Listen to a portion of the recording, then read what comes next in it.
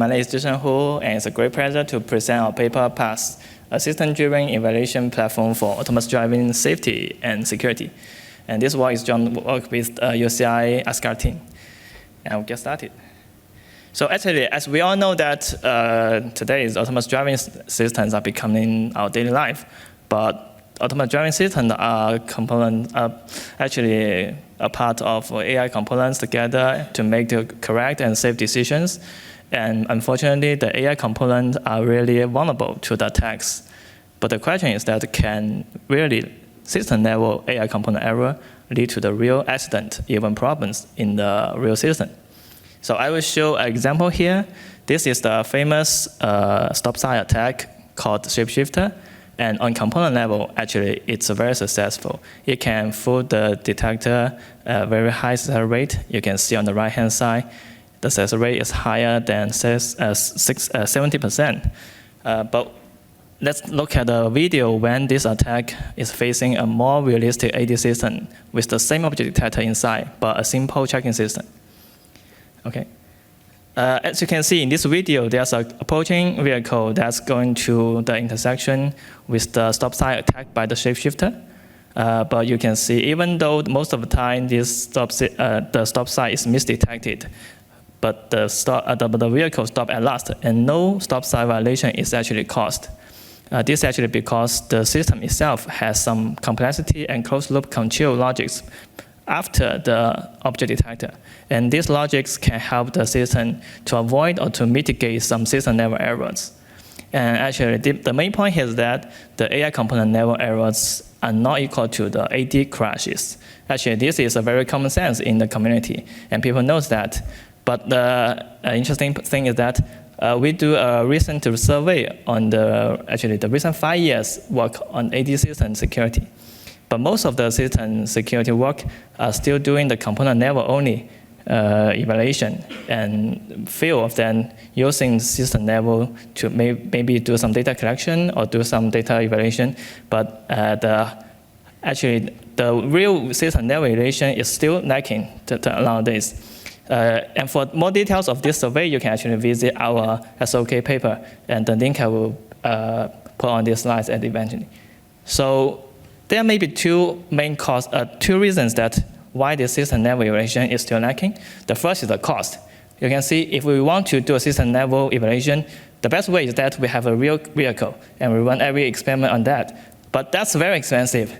And besides that, you still need to bear the risk that when you conduct the evaluation, as Dr. Dongyan today mentioned, that the safety is the first issue you still need to mention.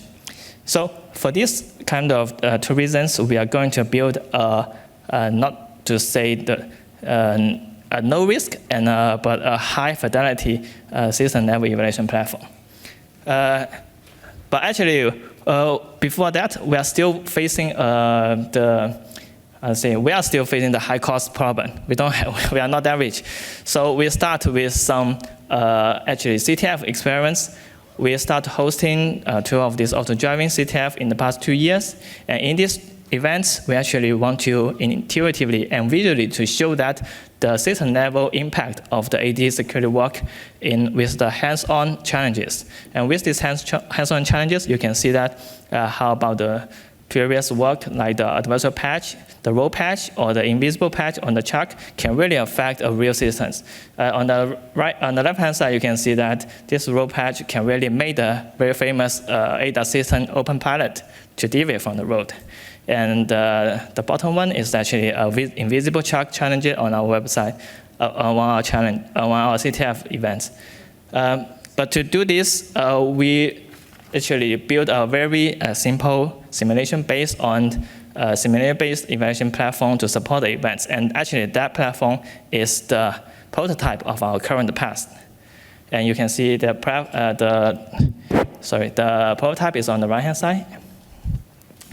And actually, today's PASS is actually developing a uniform, extensible open platforms. We are also using the simulators that mentioned just by the previous speaker, the color, and also supporting SVL, LGSVL.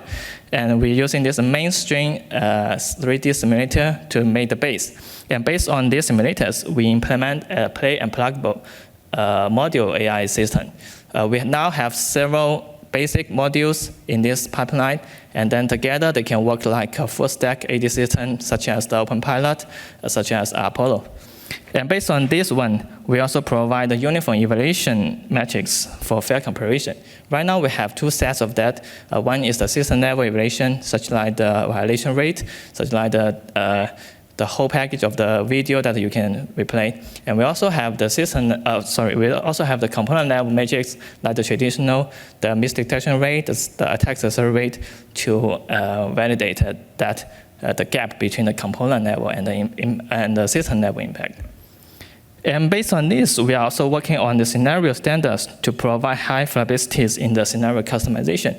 Right now, actually, we are going to make all the scenarios to the OpenX scenarios, OpenX standards. And actually, to provide extensibility of our future work, we are still designing the attack and defense plugins. Right now, it's designed as the Python APIs, and then you can actually manipulate the APIs to easily plug in your attack on our platform. But as you can see, right now, the whole PaaS platform is on the very early stage, and it can only cover a small part of the AD modules, mostly the vision ones. And so we actually need your help from the community. We need your help to help us to design more systems, to implement the APIs together. And for more details, you can actually visit our booth and go to our shout-out section this afternoon.